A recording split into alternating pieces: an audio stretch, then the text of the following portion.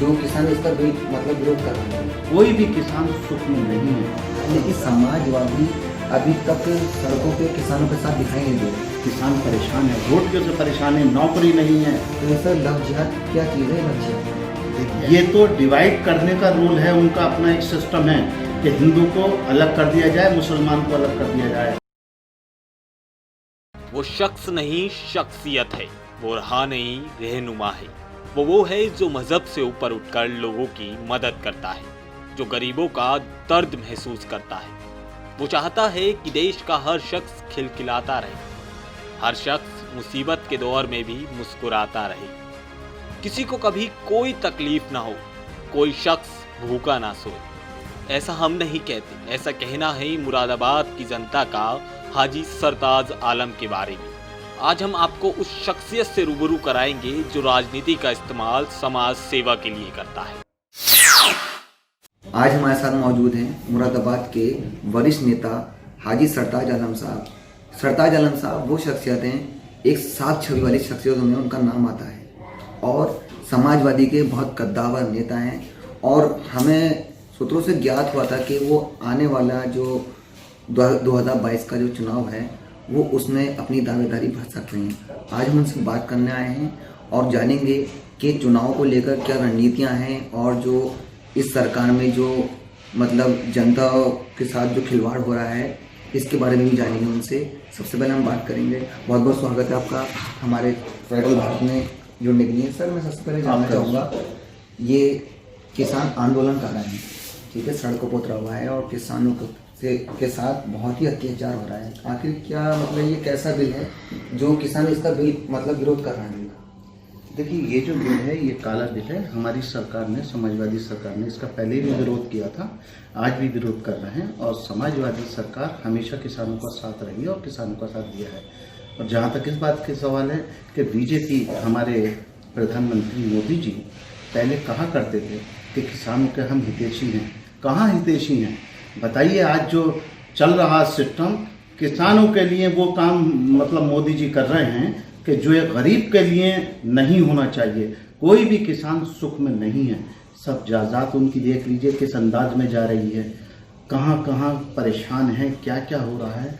आज हालात हिंदुस्तान के बहुत नाजुक हैं, हर इंसान परेशान है। और समाजवादी की सरकार हमेशा गरीबों की हितैषी रही है, हमेशा दुख के साथ रही है, हमेशा वो काम किए हैं समाजवादी सरकार ने, माननीय अखिलेश यादव जी ने वो काम किए हैं कि विकास के नाम पर जो काम हुआ है वो आज तक किसी सरकार ने नहीं किया। अच्छा सर, किसानों के साथ अभी कांग्रेस ने भी अपना पूरा समर्थन दे रखा है और आम आदमी पार्टी ने भी अपना समर्थन दे रखा है, लेकिन समाजवादी अभी तक सड़कों पे किसानों के साथ दिखाई नहीं दे रहे। ऐसा नहीं है, आपको ऐसा लगता है?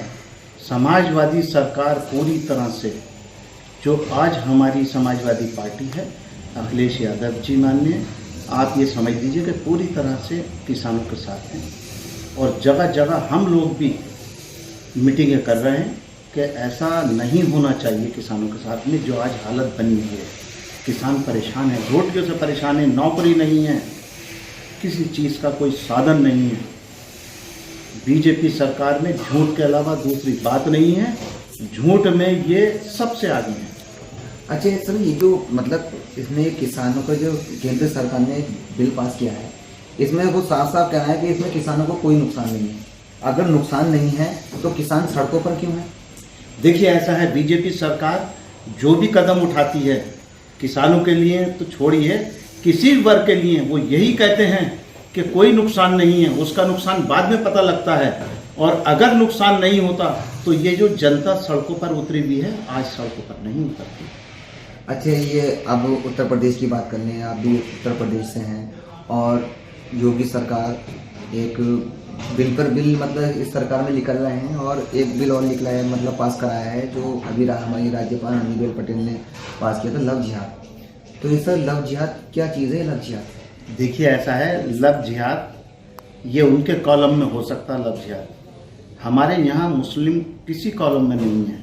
ये तो डिवाइड करने का रूल है, उनका अपना एक सिस्टम है कि हिंदू को अलग कर दिया जाए, मुसलमान को अलग कर दिया जाए।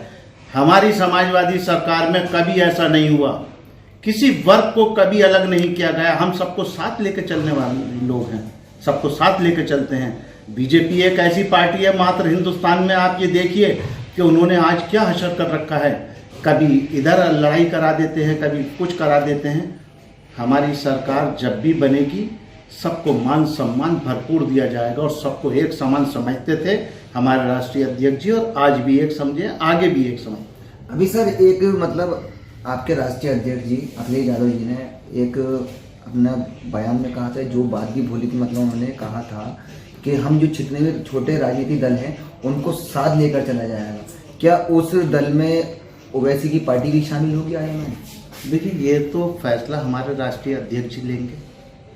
ये तो जो डिसीजन वो लेंगे, एक पैनल बनता है, उसमें जो भी डिसीजन लिया जाएगा वो सीनियर लीडर लेते हैं। राष्ट्रीय अध्यक्ष जी जो फैसला करेंगे वो मान्य है, सर्वोपरि है। बिहार में गठबंधन को 20 से 22 सीटों पर नुकसान, मतलब गठबंधन के लोग बोल रहे हैं बिहार के गठबंधन के कि हमें 20 से 22 सीटों पर नुकसान जो है ओवैसी की पार्टी ने पहुँचाया है, और उनके 5 विधायक आज बिहार की विधानसभा में ही पहुँच गए हैं। तो अब जो उनको लेकर जो आवाज़ उठाई थी कि वो बीजेपी के एजेंट हैं, बीजेपी के कहने पे वो सारे काम कर रहे हैं, तो ये क्या ये बात बिल्कुल सही है? देखिए, ऐसा पब्लिक क्या बोलती है, क्या कहती है, अलग चीज़ है। हाँ, ये मैं मानता हूँ कि नुकसान हुआ है ओवैसी के आने से, लेकिन पब्लिक का वो जहन है कि इधर को चला जाए, अलग चीज़ है। हाँ, वहाँ पर सरकार जो है वो बीजेपी की नहीं बनती, एनडीए की नहीं बनती, लेकिन जो भी रहा हो, जैसा भी, उसके लिए ज़्यादा कुछ कहना मुनासिब नहीं है। जनता जानती है अच्छी तरह से क्या हुआ है क्या नहीं हुआ है। इसके लिए मुझे आपसे कोई कहने का मतलब ही नहीं है, क्योंकि जनता सब जानती है कि क्या हुआ है क्या नहीं हुआ है। अच्छा, प्रगतिशील समाजवादी पार्टी के राष्ट्रीय अध्यक्ष शिवपाल जी, जो पहले कभी लोक निर्माण मंत्री हुआ करते थे इस सरकार में, उन्होंने आज अपनी पार्टी बनानी है जिसका नाम है समाजवादी प्रगतिशील। तो अभी जो ज्ञात हुआ है उसमें ये कहा गया है कि गठबंधन प्रगतिशील से हो सकता है। तो आप ये बताएं कि गठबंधन अगर प्रगतिशील का होता है तो वो कितनी सीटों पे यूपी से चुनाव लड़ेगी? देखिए, इसके लिए फैसला जो है हमारे राष्ट्रीय अध्यक्ष माननीय अखिलेश यादव जी लेंगे।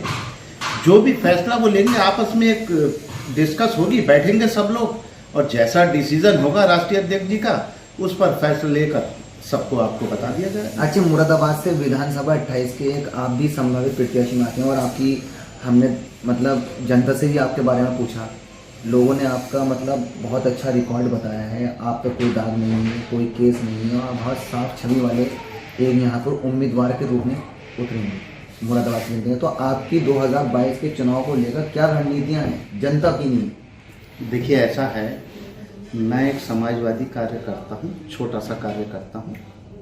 हमें जो निर्देश ऊपर से मिलते हैं हम उसको फॉलो करते हैं। जनता के लिए समाजवादी कुनबे में जितने सीनियर हैं, जूनियर हैं, सब वर्क करते रहते हैं, और हमारा जो फर्ज है, किसी भी सीट पर बैठा हुआ कोई बंदा हो समाजवादी का, उसका काम है जनता के लिए काम करना। हम तो जनता के लिए काम करते हैं। अगर जनता मान सम्मान हमें देती है, जनता का आभार प्रकट करता हूँ, जनता की मेहरबानी कहता हूँ मैं कि उनकी मेहरबानी है हमारे लिए। इसलिए विधानसभा में जो प्रत्याशी के रूप में आएंगे वो आपके सामने आ जाएंगे। सबको अधिकार है, आवेदन देने का सबको अधिकार है, जनता उसमें सब लोग होते हैं। मुरादाबाद की जनता इस मतलब इस कारण वोट डालती है कि आज हमारे नहीं नेता कुछ करेगा, लेकिन वोट लेने के बाद, वो विधायक बनने के बाद वो अपने घरों में जाके बैठ जाती हैं, और कोई भी जनता की समस्या नहीं सुनी जाती, कोई भी उनकी समस्या का हल नहीं निकाला जाता। जैसे 2012 में हाजी यूसुफ अंसारी साहब यहाँ से विधायक रहे, लोगों ने काफ़ी उम्मीद लगाई उनसे कि ये हमारे मतलब सुख दुख में काम आएंगे, लेकिन ऐसा जनता के साथ नहीं हुआ। किसी की कोई भी समस्या का निस्तारण नहीं हो पाया उनकी तरफ से। तो सर उनके लिए क्या कहना चाहिए आप? देखिए, ऐसा है, उनके लिए तो मैं कुछ नहीं कहना चाहूँगा। इतना ज़रूर कहना चाहूँगा कि आगे जो भी विधायक बनेगा, माननीय अखिलेश यादव जी जिसको टिकट देंगे वो विधायक बनेगा। और मुझे ऐसा लगता है, मुझे ऐसा समझता हूँ मैं कि जो भी प्रत्याशी के रूप में आएगा वो बढ़िया आएगा, अच्छा आएगा, जनता के हित में काम करने वाला आएगा। बाकी जो विधायक पहले रहे हैं, जैसा भी रहा है, उनके लिए मैं कोई कमेंट नहीं करना चाहता। बहुत बहुत शुक्रिया आपका हमारे साथ जुड़ने के लिए, हमारे साथ दो बातें साझा करने के लिए। उत्तर प्रदेश के मुरादाबाद से फेडरल भारत के लिए फराज खान, यूपी।